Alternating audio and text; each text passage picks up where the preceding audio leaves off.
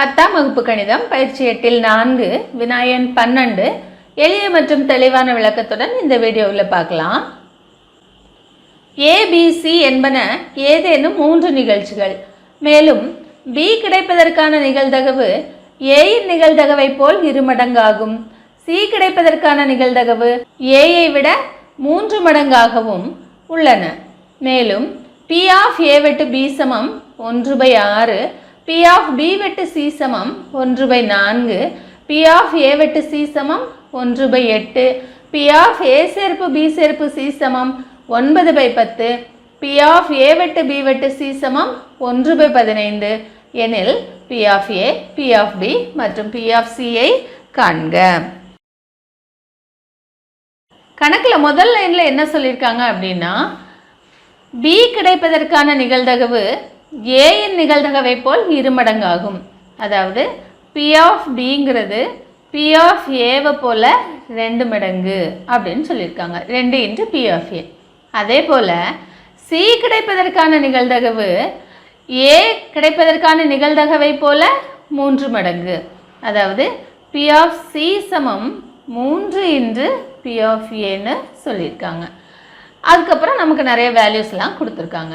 நாம் நிகழ்தகவின் கூட்டல் தேற்றம் எழுதி அதில் நமக்கு என்னென்னலாம் தெரியுமோ அதெல்லாம் போடலாம்.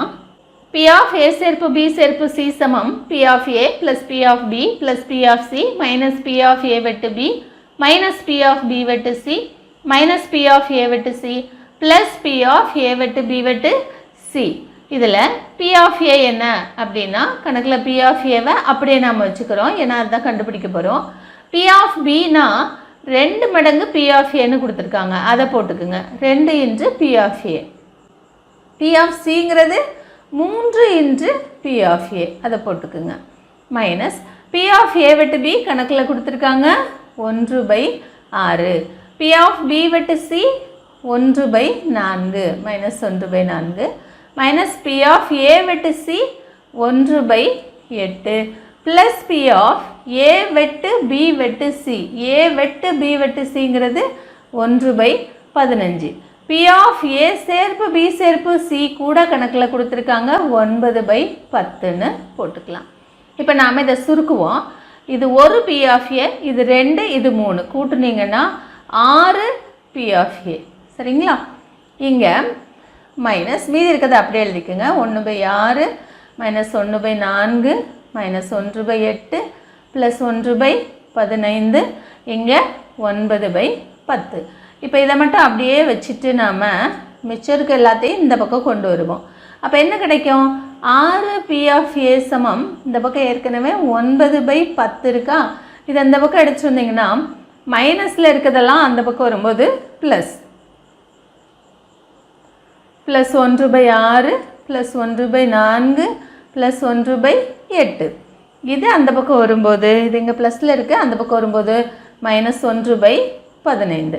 இப்போ இங்கே இருக்க 10, 6, 4, 8, 15 இதுக்கெல்லாம் நம்ம மீசியம் எடுக்க போகிறோம். 4, 8, 15.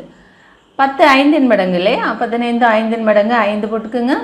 2 5 10, 6 அப்படியே, 4 அப்படியே, 8 அப்படியே, 3 5 15. அடுத்து என்ன போடலாம்? 2 கூட போடலாம். 1 2 2, 3 2 6, 2 2 4, 4 2 8, 3 2 6. அடுத்து 3 போடலாமா? 3 போட்டிங்கன்னா 1 1 2 4 1. 2 போடலாம். 1 1 1 2 1. மீசியமாக பாருங்கள். 2 10, 3 10 30, 2 30 60, 2 60 120. மீசியமாக 120. அப்படின்னா இதெல்லாத்தையும் நம்ம 120 ஆக்குவோம் இல்லையா? 10 120 ஆக்கும்போது 12ஆல் பெருக்குவோம். அப்போ மேலே இருக்க 9ஐ நாம் 12ஆல் பெருக்கிக்கணும். ப்ளஸ் 6 120 ஆக்கும்போது 20ஆல் பெருக்குவோம். ஸோ மேலே இருக்க 1ஐயும் 20ஆல் பெருக்கிக்குவோம். ப்ளஸ் 4 120 ஆக்கும்போது 30ஆல் பெருக்குவோம். மேலே இருக்க 1ஐயும் 30ஆல் பெருக்கிக்குங்க. ப்ளஸ் 8 120 ஆக்கும்போது 15ஆல் பெருக்குவோம். மேலே இருக்க 1 15ஆல் பெருக்கிக்குங்க. -15 120 ஆக்கும்போது 8ஆல் பெருக்குவோம். மேலே இருக்க 1ஐயும் 8ஆல் பெருக்கிக்குங்க. மொத்தமாக 120 போட்டுக்கலாம். கீழே மேலே பாருங்கள் 9 9 12 108 ப்ளஸ் 1 பெருக்கல் 20 20 1 பெருக்கல் 30 30 1 பெருக்கல் 15 15 மைனஸ் 8 கூட்டுங்க. இது 50 65 65 இந்த 108ல் 8 கழிச்சிடுங்க. அப்போ 100 சரிங்களா.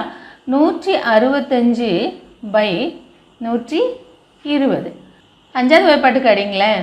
3 15 மிச்சம் 1 3 15 இங்கே அடிச்சிங்கன்னா 2 10 மீதி 20 4 20.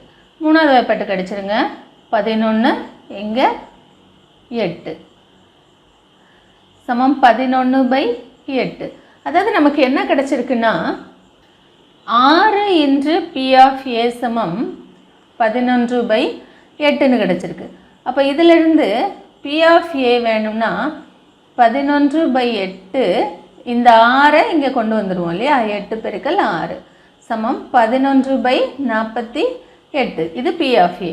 P ஆஃப் B வேணும்னா P ஆஃப் ஏவை போல் 2 மடங்கு இல்லையா. 2 இன்று P ஆஃப் A சமம் 2 இன்று 11 பை 48 அடிச்சிங்கன்னா 1 2 24 2 48.